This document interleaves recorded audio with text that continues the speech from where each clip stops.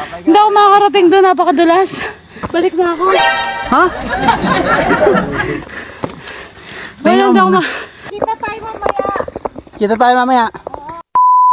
Hello, good morning everyone. Ngayong araw nga ay ating aakyatin ang Mount Daritan. At yung nag-aya, ayon, biglang nagpaiwan. Pero okay lang, magkikita-kita din naman. At yung daan, hindi lang batuhan, meron din pahagdan. Nakakahiyaman, please pakibidyohan. At nung nakarating na sa tuktok ng Mount Daritan, yung sapatos ko, need nang palitan. Buti na lang, may goma sa daan. Ayun, nagawang ko patuloy ng paraan.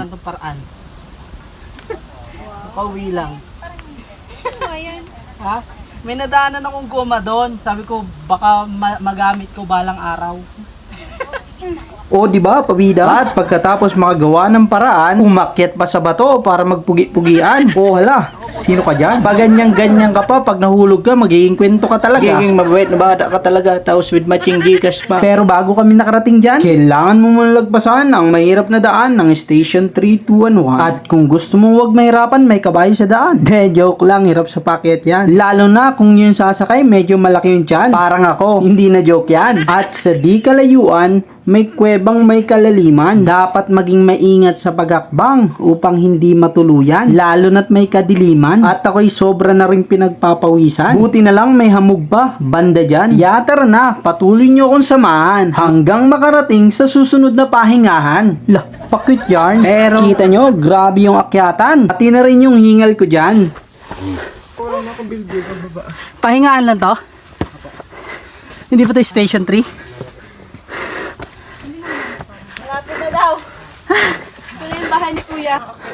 70 years. Talaga? Oo, tsaka ano, yung PW. Short kayo sa akin, ma'am.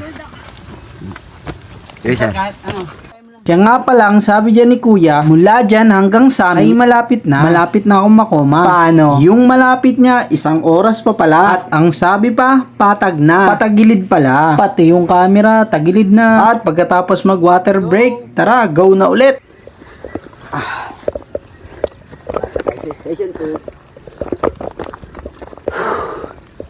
2. Let's go. Pag ko yun, Station 2. Ulap. Ayan. Ito na yung ulap. Malamig. Sige lang, sir. Sige, sir.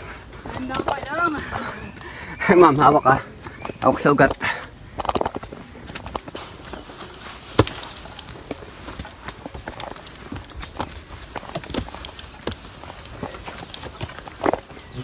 Kat mga hanggang dito, sir. Okay. Pakit.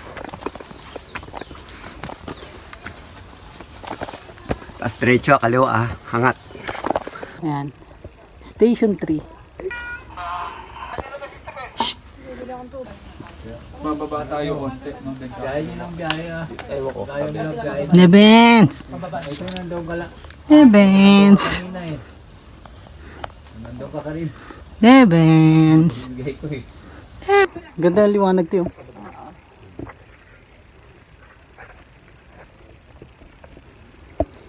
Pogi mo pala si Iwanag eh.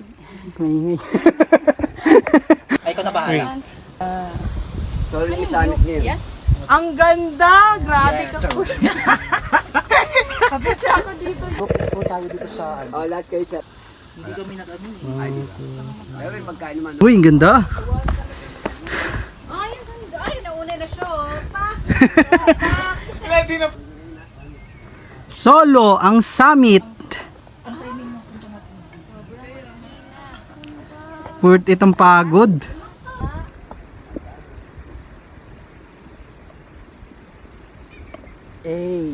Wala talaga. So ayan. Ang ganda ng view, tas biglang umangat ang sapatos. At yun, hello, I'm back. Hanggang dito na lang muna. Glenn's Daily nga pala na nag-iwan ng kasabihang, you will never be this young again. So do what makes you feel most alive. Boundary na nga pala ng Tanay Rizal at Quezon Province yan. Kaya sa part 2 na lang. Ganito lang yan, Teo. Ay, oo, talian mo ako niyan. Talian mo, gano'n, no?